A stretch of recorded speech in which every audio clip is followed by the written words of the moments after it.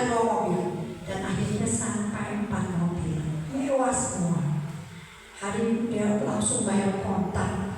Senang saya, waduh, luar biasa saya punya duit. 4 mobil sekaligus dia bayar. Bapak Ibu sekalian, hari-hari berlangsung, hari-hari, dan tiba saatnya teman saya punya mobil berkata, gue mau pakai itu mobil. Ya, coba siapkan itu mobil. Udahlah, terlalu lama 2 minggu, mau ke 3 minggu terlalu lama, gue mau pakai. Akhirnya saya call teman saya bilang, apa yang terjadi Bapak Ibu sekalian? Saya telepon sekali, 2 kali, ketiga kali, nggak diangkat-angkat. Mulai saya deg-degan, waduh, gimana ini? Sampai ketiga kali ditelepon tidak diangkat, keempat kali telepon tidak diangkat. Saya bingung dan teman saya marah. Mana ini? Ya udah, mungkin dia lagi ada acara. Tunggu sampai malam, tidak diangkat lagi. Teman saya berkata lagi, ya udah kalau begitu lu bosan ya. Terus gue senang di sana. Sekarang tinggal di apartemen gue di Kelapa Gading. Saya diajak tinggal di sana sampai mobil itu kembali. Lalu suami saya berkata begini, kok istri saya diajak, saya juga harus ikut. Jadi akhirnya saya harus berdoa dengan suami, diajak di apartemen Kelapa Gading. Di situ 1 hari saya telepon, nggak diangkat-angkat. Saya di situ di Sandra, ya, 2 hari di situ. Lalu saya bilang berkata kepada teman saya ini, Fit, kalau aku di sini aja, ya, mobil itu pasti nggak ketemu.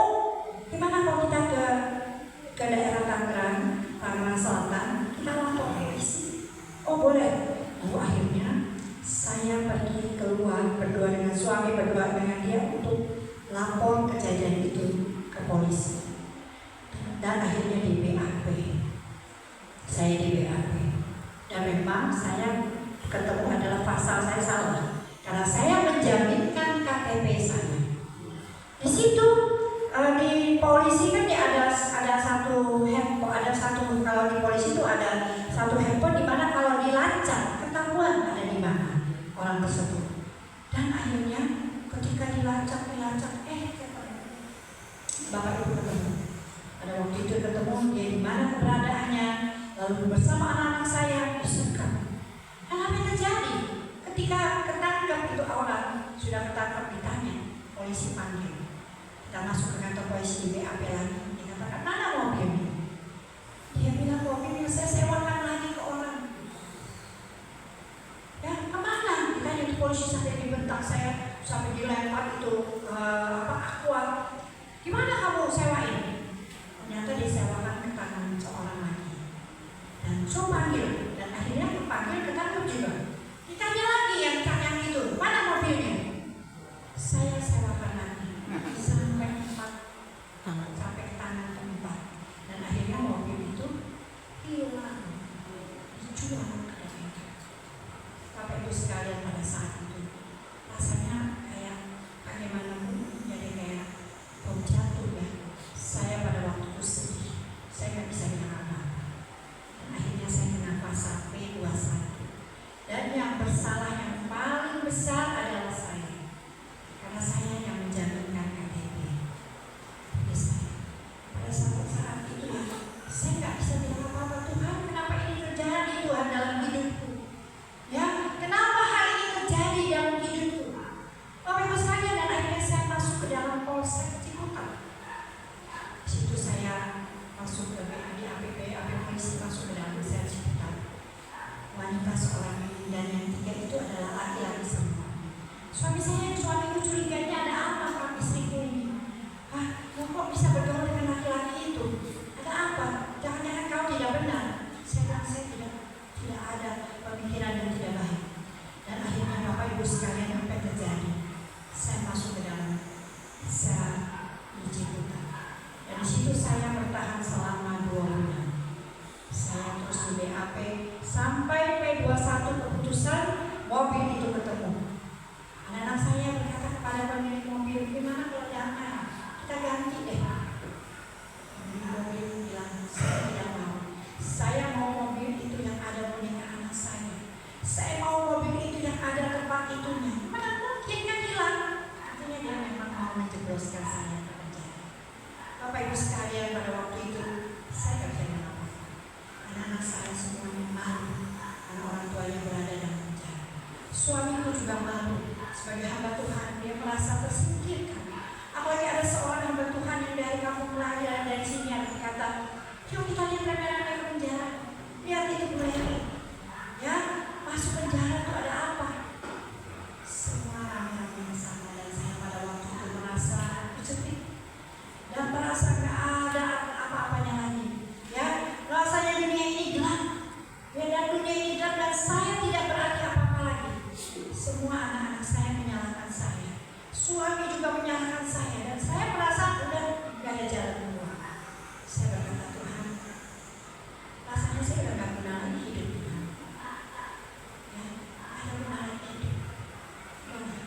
Saya mau akhiri hidup saya. Dan kalau anak saya bersyukur selalu bawa obat diabetes karena saya ada kena gula, selalu bawa obat diabetes. Kalau ada pusing saya dikasih panadol, itu saya kumpulkan obat-obat tersebut sampai banyak. Dan satu ketika saya pikir iblis masuk ke telinga saya, akhirnya itu nggak ada artinya lagi. Dan akhirnya pada saat itu pada pagi hari saya minum itu obat semua. Saya pikir udah Tuhan, apa-apa lah, saya mati aja.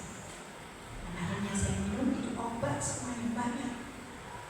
Semua obat baik itu obat diabetes, panadol, semua saya minum banyak. Dan apa yang terjadi Bapak Ibu sekalian? Saya bukan mati, saya masuk ICU. Saya baru dibawa ke rumah sakit, saya nggak sadar. Dan tiba-tiba saya sadar saya ada di rumah sakit. Saya katakan, Tuhan, kenapa kok saya masih hidup Tuhan?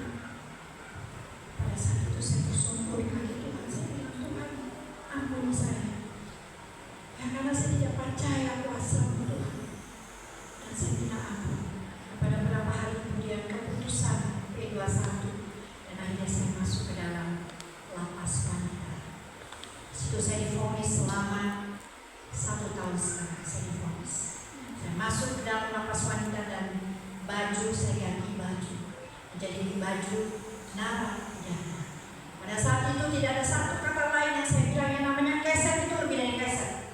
Ya, nggak ada artinya. Rasanya udah ini lagi.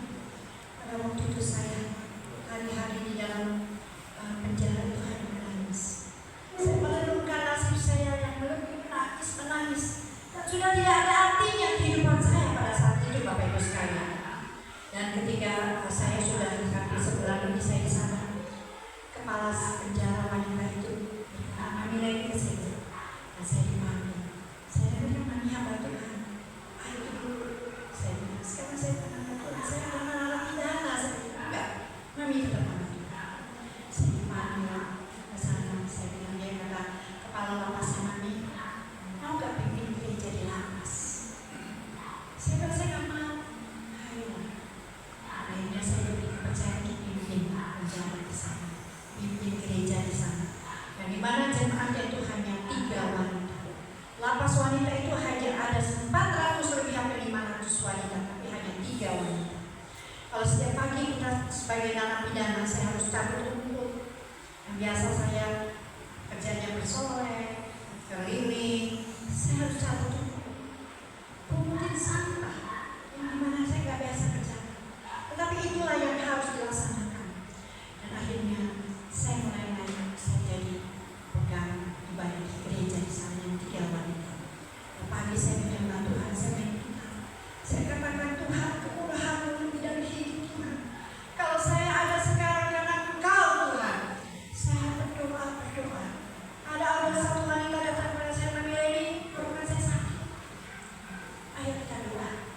Doa ada sembuh. Mulai jemaat itu 1 orang datang. Besok ada berkata, Mami saya pusing, kepala saya ini saya doakan. Mulai dari 3 orang wanita tumbuh bertambah dan jadi 10 wanita. Dan di sana kalau malam istilahnya saya dibon untuk jadi tukang urut.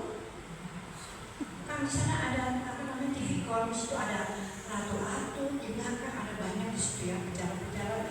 Saya diangkat, saya jadi tukang urut kalau malam. Dan akhirnya saya jadi urut, saya dapat duit dibayar. Bapak Ibu sekalian, ketika kita benar-benar saya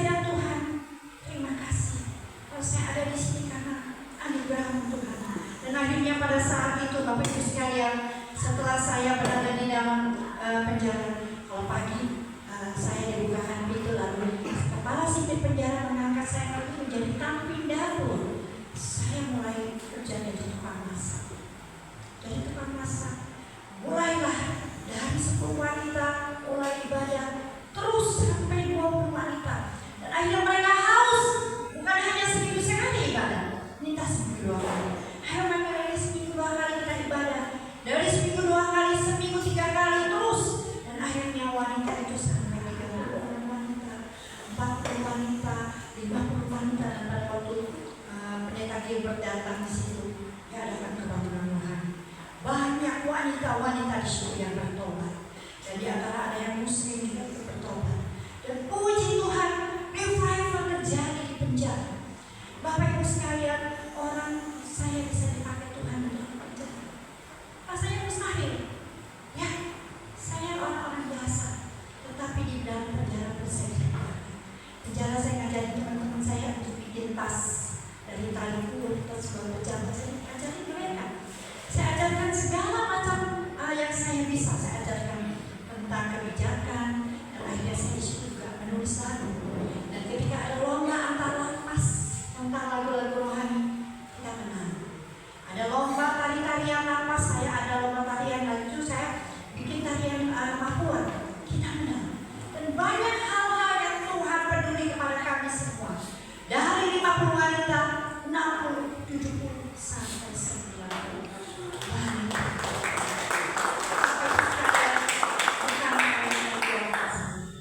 Karena pada saat itu saya merasa, Tuhan, saya tidak ada artinya Tuhan. Ketika saya ngangkat tangan, Tuhan bermana Bapak Ibu sekalian. Karena kemurahan Tuhan itu melebihi dari kehidupan saya. Dan pada saat itu hukuman saya setahun setengah berkurang. Karena kehidupan saya, dan akhirnya saya diberikan pada waktu itu di penjara hanya 10 bulan. Luar biasa, dahsyat, 10 bulan. Dan divonis 10 bulan. Pada waktu saya sudah mulai divonis, sudah mau keluar minggu depan, teman-teman yang ada di penjara dia mulai berusaha. Mami Leni, jangan tinggalkan kamu. Dan akhirnya sekarang ketika setelah saya keluar dari penjara, udah mulai keluar dari penjara, semua yang wanita-wanita datang, dia peluk saya, yang muslim, yang apa, dia peluk saya, dia nangis. Dan waktu itu revival terjadi, Bapak Ibu sekalian. Apa yang menyebabkan itu? Ada satu anak Tuhan yang menjadi berkat pada waktu itu, yang dimana Tuhan mengutus saya untuk menjadi berkat. Pada waktu saya nggak ngerti, Tuhan, kenapa saya harus di penjara, Tuhan? Karena persoalan ini sepele, saya hanya menyewakan mobil, dan itu adalah bukan saya bukan mencuri, ya, saya bukan merampok, saya bukan membunuh, tapi kenapa saya harus di penjara?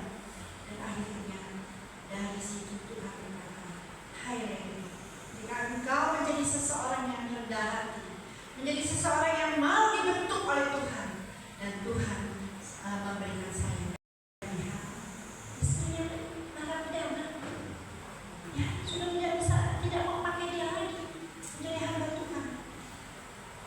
Itulah, ya, manusia.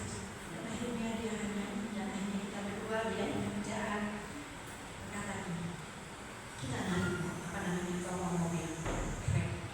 Dan saya berkata pada waktu itu di Love, siapa yang punya mobil Grab? Saya mau narik mobil, dan akhirnya kita berdua suami istri narik mobil, ya, bongkar, dia Grab juga saya, tapi dari situ saya